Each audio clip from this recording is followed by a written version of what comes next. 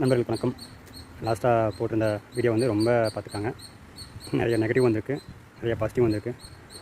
அதை பற்றி லாஸ்ட்டாக சொல்கிறேன்.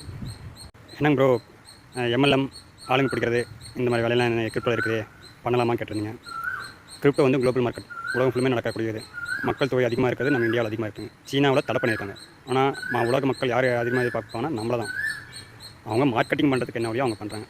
உதாரணத்துக்கு சொல்ல போனால் நம்ம இந்தியாவில் வந்து ஜியோ சிம்மை வந்து நிறைய பேர் வாங்கலை ஆரம்பத்தில். அவங்க விடும்போது எப்படி சொன்னாங்கன்னா ஃப்ரீ நெட், இன்டர்நெட் ஃப்ரீயாக யூஸ் பண்ணிக்கலாம், அன்லிமிட்டட் அப்படின்னு சொல்லி நிறைய பேர் இந்த சிம்மை யூஸ் பண்ணோம், நிறைய பேர் வாங்கணும். ஆனால் அதே மார்க்கெட்டிங் எப்படி நடந்தது, திருப்பி அந்த ஃபிக்ஸட் பண்ணிட்டான், ரேட்டு ஃபிக்ஸட் பண்ணி மக்களுக்கு சேல் பண்ணோம். ஓகேங்களா? இதில் புரியுதா? இதுதான் மார்க்கெட்டிங். மக்கள் நிறைய பேர் உள்ளே போனால் தான் அவங்களுக்கு மார்க்கெட்டிங், புரிஞ்சுக்கோங்க. ரெண்டாவது அதே தான், எங்களுடைய டான் கைன்லையும் வந்து அது மாதிரி தான், எக்ஸல்லையும் அதே மாதிரி தான். ஓகேங்களா? மக்கள் உள்ளே போனால் அவங்களுக்கு மார்க்கெட்டிங் நடக்கும், புரியுதுங்களா? எங்களுக்கு வந்து இன்வெஸ்ட்மெண்ட் பண்ணுறாங்க, அதில் வந்து 50% அவங்களுக்கு ப்ராஃபிட்டாக கொடுத்துறாங்க. மேலே 10% வந்து தான் எங்களுக்கு கமிஷனாக வருது. 10% மட்டும் தான் அதர் பீப்புளுக்கு வருது.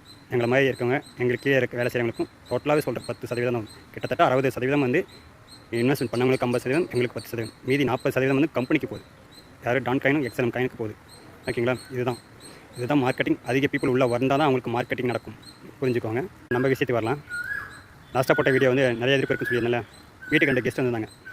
வந்து தம்பி இது மாதிரி வீடியோ போடாதீங்க, ஆனால் நிறைய பேர் இன்வெஸ்ட் பண்ணியிருக்காங்க, அதில் வந்து நிறையா விஷயம் இருக்குது, உங்களுக்கு தெரியாமல் எதுவும் போடாதீங்க, உங்களுக்கு எதுவும் தெரியாமல் எதுவும் போடாதீங்க அப்படின்னு சொல்லியிருந்தாங்க. சரி, நீங்கள் என்ன சொல்லுங்கள், தெரிஞ்சுக்கிறேன் அப்படின்னு கேட்டேன். மக்களுக்கு என்ன பயன்பாடு இருக்குது, அதே மாதிரி என்னென்ன ப்ராஜெக்ட் ஒர்க் இருக்குன்னு சொல்லுங்கள். நாங்கள் அவங்க ஒரு வெப்சைட் காட்டாங்க. அந்த வெப்சைட் பார்த்தா அவங்க சொன்ன 4 வருஷத்துக்கு முன்னாடி சொன்ன அதே தான் இது இருக்குது. எந்த ஒரு தகவலும் வந்து மக்களுக்கு வந்து பயன்படலை. ப்ளே ஸ்டோரில் வந்து பெல்டெக்ஸ் ப்ரௌசிங் சொல்லி அந்த ஆப் இருக்குது, ஆனால் அவங்களே மாதிரி யூஸ் பண்ணுறதில்ல. பெல்டெக்ஸ் இருக்கவங்களே யூஸ் பண்ணுறதில்ல அதிகமாக. ஓகேங்களா?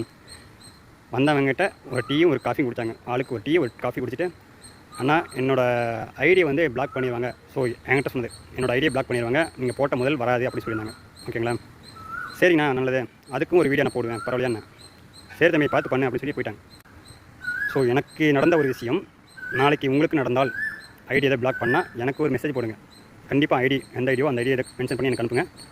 அதை நம்ம கேட்கலாம். ஓகேங்களா? நமக்கு டாப் லீடராக இருந்தாலும் நம்ம கேட்கலாம். ஆனால் நாம் இன்வெஸ்ட் பண்ணியிருக்கோம், நாங்கள் முதலீடு போட்டிருக்கோம், நம்ம கேட்கலாம். தைரியமாக கேளுங்க, தைரியமாக நல்லதாக நடக்கும். ஆனால் பயப்படாதீங்க. இந்த காயின் வந்து வர வரையும் இன்கம் வர வரையும் எடுத்துருங்க. ஆனால் ஐடியா அடுத்தது போட்டுருக்காங்க. தயவுசெய்து பண்ணாதீங்க.